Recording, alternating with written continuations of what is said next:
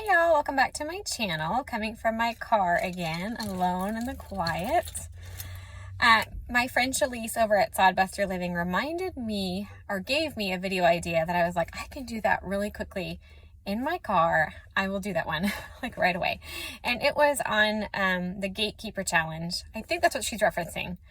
I use the word gatekeeper in old videos, but I did a challenge from August 2020 until August of 2021 that I call the Gatekeeper Challenge. And if you don't follow me on Instagram, I have a highlight there where I go very in detailed, showing month to month what that is. But the overview and the premise is what I'll give you today and my results. So for that 12 months, what I did is I documented everything that our family got rid of, like the number. So we got rid of 2 stuffed animals. That was 2 things. We brought in 6 pairs of socks. That was 6 things that came in. And I did that for everything except for consumables like toilet paper and shampoo. But I did include nail polish. I included makeup.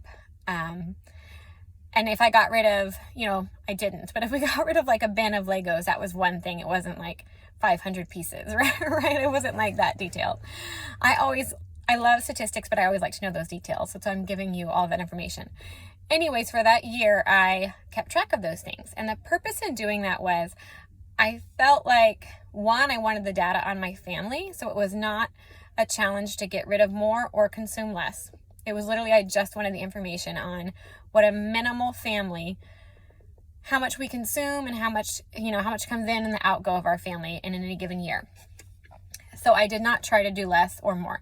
But I will say, I think anytime you start really paying attention to those areas, you may, without realizing it, start doing more or start doing less simply because you are now suddenly aware. I feel like if you decide to do like a food diary where you're having to write down everything you eat, you may opt to eat less candy, even if it wasn't your original idea as to why you were doing it. So same thing there. But anyways, I did this for a year. I started at August 1st of 2020, and that was also the month that we got placed with our now son, Hayden, and he was 2 months old, and so that year we added a lot of baby stuff, but also with babies, they quickly go through things. So, they're in 3-month sizes, and then they're in 6-month sizes, and the 9, the sizes are quickly moving on, and we don't hold on to stuff like that, and so there was quite an influx of stuff with having a baby, but there is an equal, outflux of a lot of that stuff, because in that year of life, obviously he changed quite a bit and didn't need a lot of the things that he initially needed, and his needs just changed. So it was an interesting way to look at our family. I even went down to how many of these things did we buy, how many of these things were given to us, how many of these things did my kids buy with their own money, how many of these things did we donate, or how many of these things actually had to just be like they were used up and thrown away. So I had categories like that, and then also whether or not I purchased them or Jason did, stuff like that. So it was very interesting. I would say if you're doing this, go as detailed or not detailed as you want, and certainly you can start more detailed and then be like, okay, that was too much to keep up with. I just kept a note going in my phone for each month, and so for like the month of May, I'd have it in and an out, and then I would just go in. I don't know, I'm writing, right on a phone, but I would go in and put, what came in and what went out just as it was happening. And I didn't really find that it was hard to keep track of. I am a little bit or a lot of it type A, so I like that kind of thing. But you could do it for 3 months, you could do it for 1 month, you could do it for 6 months.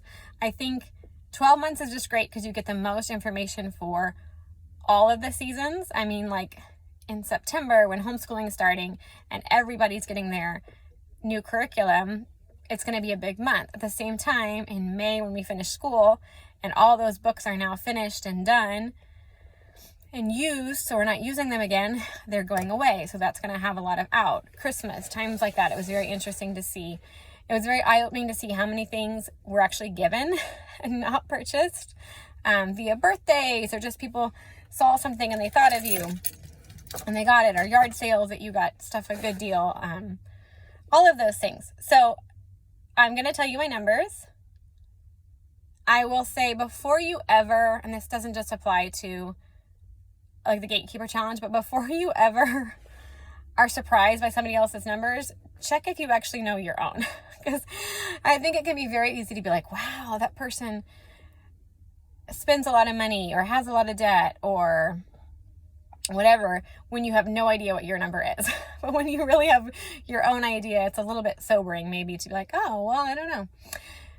All that to say, if you want to, in the comments, tell me how many things you think our family brought into our house for this year and how many things went out.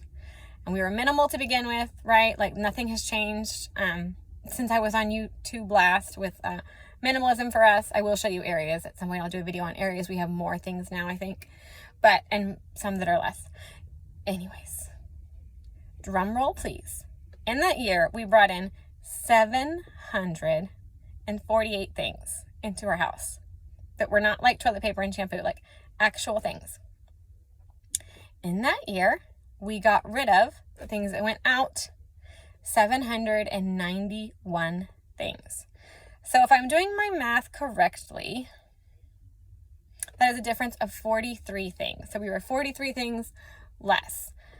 One of the things I asked my husband, because I was going over these numbers with him, we were actually on a big trip to Texas where we went and saw a lot of states along the way when this concluded. And so I was giving him our number rundown and I said, thinking about our house, how do you think our house would feel if we had 748 more things in it than we currently do? And he was like, oh, that'd be too much. That wouldn't work in our little house. We have a house of 1,200 square feet about, and 7 of us. So it was interesting that like, while there's going to be a natural flow of things coming in, if we're not careful to gatekeep that and keep that at a manageable pace, we're also naturally going to have things going out to make space for whatever else is coming in. One of my favorite minimalism rules, if you want to call it a rule, is the 1 in, 1 out rule.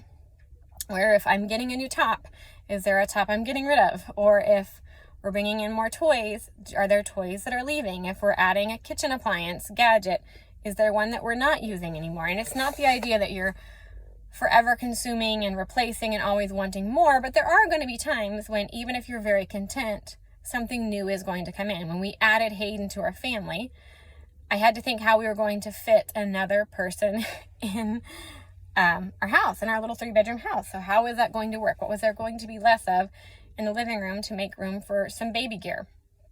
And for his bed in Lucy's room, all of those types of things. So it's not always about being consumeristic that's going to happen, although sometimes it is. And then you can kind of check yourself on, hey, maybe I don't want new claw clips for my hair, because then I'm going to have to pare down something else in that drawer, because that container is a limit and there is no more space for that. 748 in, 791 out. In 12 months, a family of 7, got a baby. Baby obviously grew up in that year. So did my other kids. I do not keep hand-me-downs from my boys. I had 3 boys in 22 months, if you didn't know that. So through adoption and biological. And so if it can't pass right next to the next boy, then it's just going to a friend or to the donation center. We're not having more children, so nothing from the baby or from Lucy gets saved. So we'll say that, the in really does equal out. I don't buy my kids clothes until they need them. I don't buy things ahead of time because they're a good deal or to stock up for that season thinking I'm preparing. I really typically just buy as something is needed. But those are my numbers. And I really encourage you, if you want to know a really detailed snapshot of maybe whether or not you're living simply, or areas you could be challenged to live more simply in, or a high five to yourself that, hey, we're not consuming that much anymore, or we aren't in this area, but maybe I could buy less kids puzzles and kids activities, but we're doing okay on kids shoes, or whatever it is a great way just to get an idea. This doesn't have to be a thing of condemnation. This is not a matter of being good or bad, but if you just want an idea on why your home maybe feels the way it does, just some data, then I highly encourage you to do a Gatekeeper challenge for some amount of time. And then let me know your results. Talk to me about it. Tell me what you think. And I look forward to chatting with you all in my next video. Bye.